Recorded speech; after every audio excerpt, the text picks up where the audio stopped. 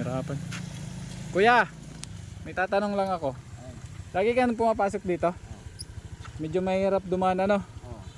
Nasimplang ka na ba dyan? Ay, hindi pa naman. Pero malapit na. Nasimplang na yan. Ay, nasimplang ka? Oo. So,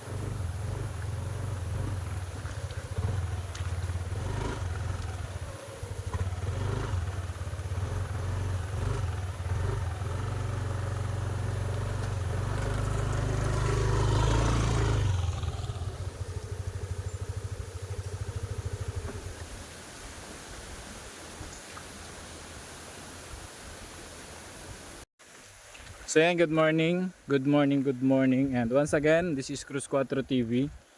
So, share ko lang tong ano dito.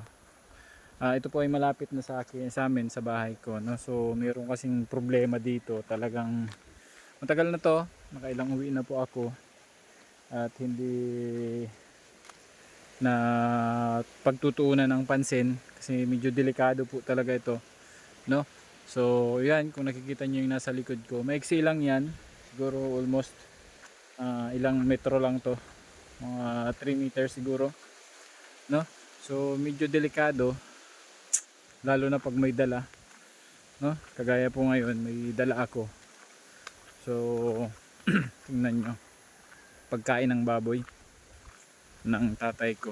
So bumili ako, pinabili ni tatay. So medyo nahirapan ako tumawid dito. Ayan o, tingnan nyo po. Ayan, so medyo naputol kasi itong kalsada na to, no? Kasi na-late yung paggawa siguro. Then nai-stuck ka ng tubig.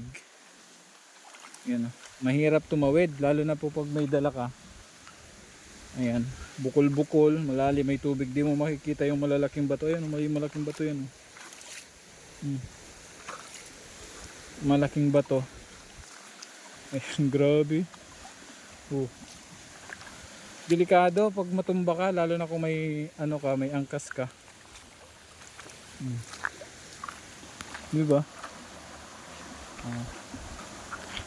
So, itong kalsada na to papunta po sa amin.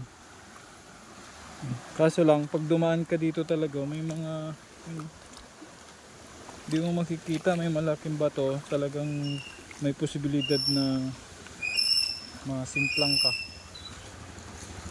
Diba?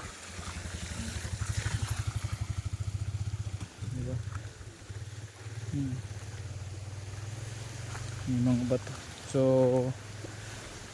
kahit sana daanan lang ng motor, ng single, kasi may mga dumadaan po dito na may mga angkas na bata, no? Angkas na kagaya nung may karga. Kahit po ganito lang kalaki itong side na to, no, ay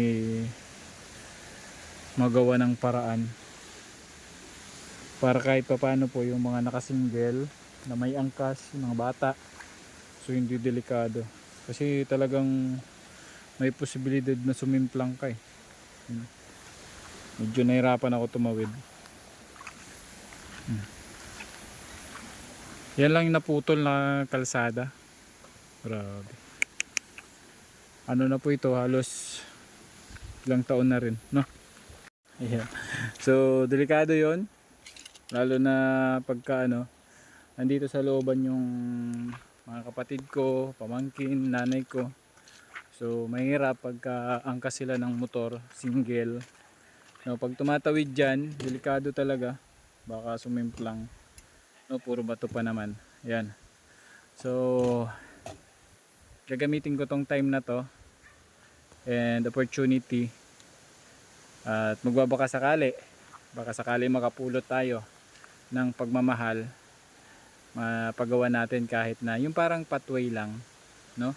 Pathway lang siya na kasya yung single motor na pag dumaan ay safe at hindi ka ano, kasi ako po nahirapan.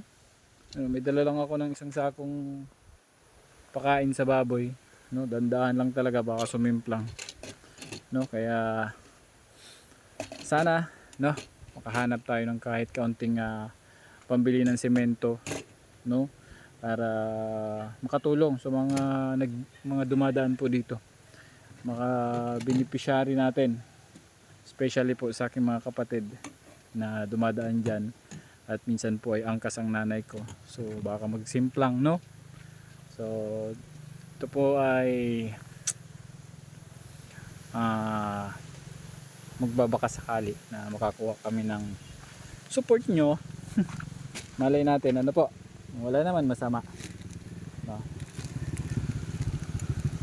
Sir, so yun po, may mga dumadaan. Ayan.